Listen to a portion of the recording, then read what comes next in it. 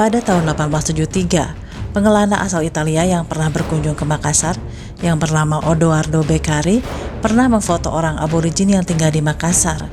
Hampir 300 tahun silam, nenek moyang orang Makassar tiba di pantai utara benua Australia mendahului orang Eropa. Interaksi ini terjadi jauh sebelum kedatangan Kapten James Cook pada tahun 1770 yang diklaim sebagai penemu benua Australia.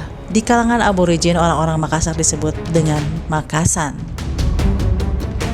Di saat itulah, perdagangan dengan aborigin berhenti karena pemerintah Australia sudah mengenakan pungutan atau biaya karena saat itu wilayah itu sudah menjadi bagian dari Australia dan mereka memutuskan menghentikan perdagangan untuk satu dan lain hal.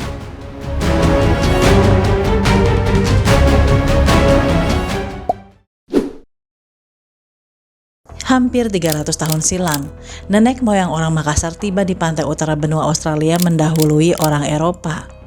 Interaksi ini terjadi jauh sebelum kedatangan Kapten James Cook pada tahun 1770 yang diklaim sebagai penemu benua Australia.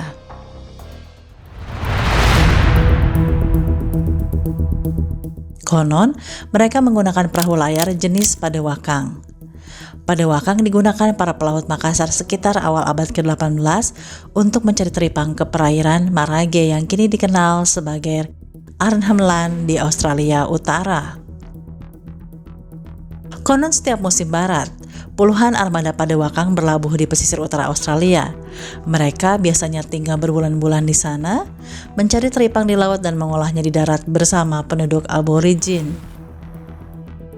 Meski tradisi pelayaran padewakang ini berakhir di tahun 1907 karena dilarang penguasa kolonial, namun hubungan ratusan tahun itu menimbulkan kesan mendalam bagi orang-orang aborigin.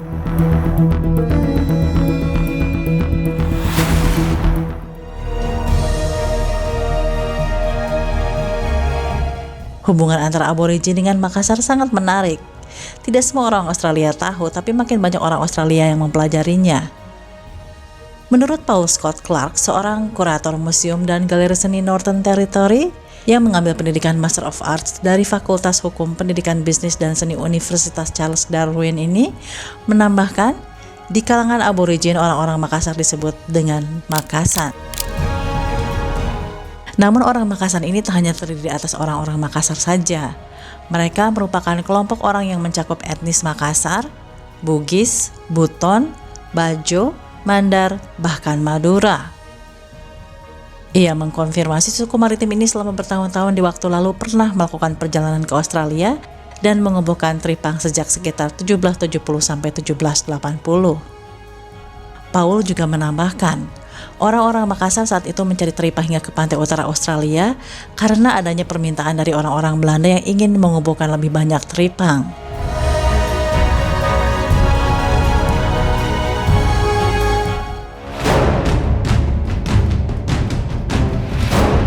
Para pelaut dari Nusantara ini datang untuk membeli teripang dan sebagai gantinya mereka memberikan beras, tembakau, alat-alat logam seperti misalnya pisau, kapak, dan senapan. Sementara, Belanda menjual teripang-teripang ini ke pedagang Cina karena sangat banyak komoditi yang saat itu diminati oleh Cina. Dan Belanda yang mengorganisasi nelayan lokal untuk mengumpulkan teripang-teripang ini. Komoditi yang dibawa oleh pelaut Makassar dari perairan utara Australia bukan hanya teripang, melainkan juga mutiara dan cangkang kerang mutiara. Penjelasan tentang kedatangan orang Makassar ini juga disampaikan oleh dosen sejarah North Australia dan ASEAN dari Universitas Charles Darwin, Stephen Faram. Ia mengatakan tentang Makassan datang ke Australia Utara yang berasal dari Sulawesi. Ia mengkonfirmasi saat pertama kali orang Makassar datang ke pantai utara Northern Territory pada akhir abad ke-17 atau awal abad ke-18. Ia mengkonfirmasi bahwa orang datang dengan perahu di pantai utara Australia untuk mencari teripang, dikumpulkan dan dibawa ke Makassar dan dijual ke pedagang Cina. Stephen menambahkan orang-orang Makassar ini menjelajah ke pantai utara Australia, diantaranya di Pulau Tiwi dan Arnhem. Arnhem Land kini menjadi salah satu dari 5 wilayah Northern Territory, yang merupakan 500 km dari ibu kota Northern Territory, Darwin.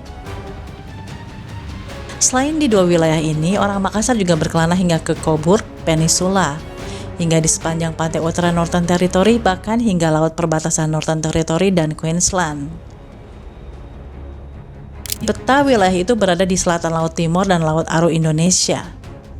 Di saat itulah, perdagangan dengan aborigin berhenti karena pemerintah Australia sudah mengenakan pungutan atau biaya karena saat itu wilayah itu sudah menjadi bagian dari Australia dan mereka memutuskan menghentikan perdagangan untuk satu dan lain hal.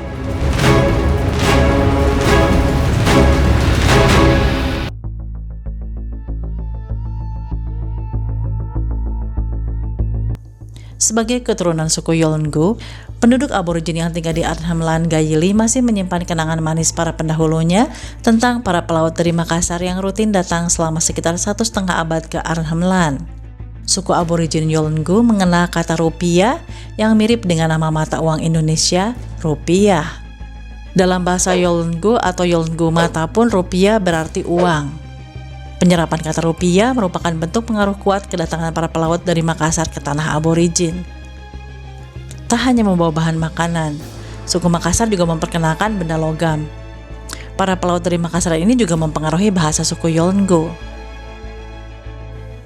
Menurut Paul Thomas, koordinator Indonesian Studies School of Languages, Literatures, Cultures, and Linguistics dari Monash University, mengatakan kurang lebih ada 200-300 kata dalam bahasa Yolngu yang dipengaruhi oleh bahasa para pelaut dari Makassar, dan pengucapannya juga berubah.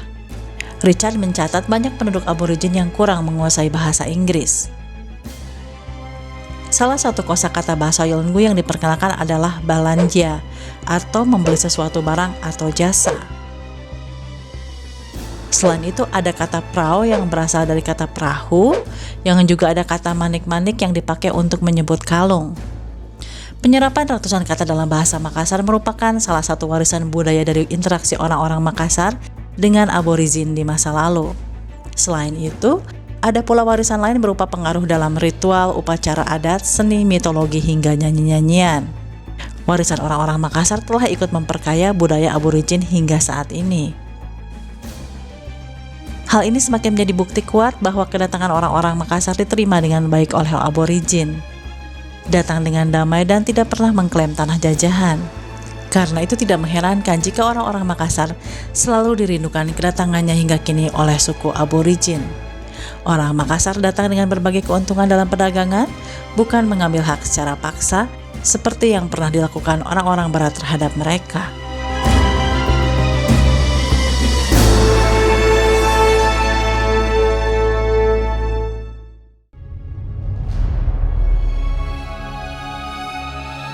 Pada tahun 1873, pengelana asal Italia yang pernah berkunjung ke Makassar, yang bernama Odoardo Beccari, pernah memfoto orang aborigin yang tinggal di Makassar.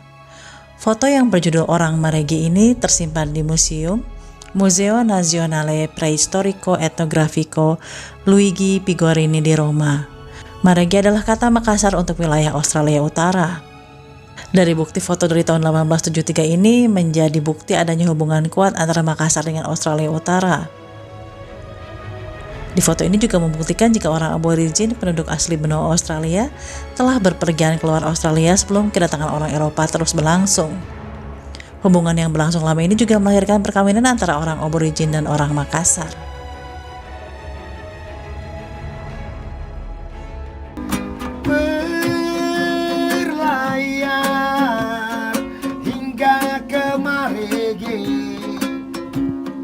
Pantang hidup surut ke pantai, woyo woyo tanamkan di dalam hati kita nenek moyang kita pelaut, bermacam-macam perahunya kita, mandar dengan sandek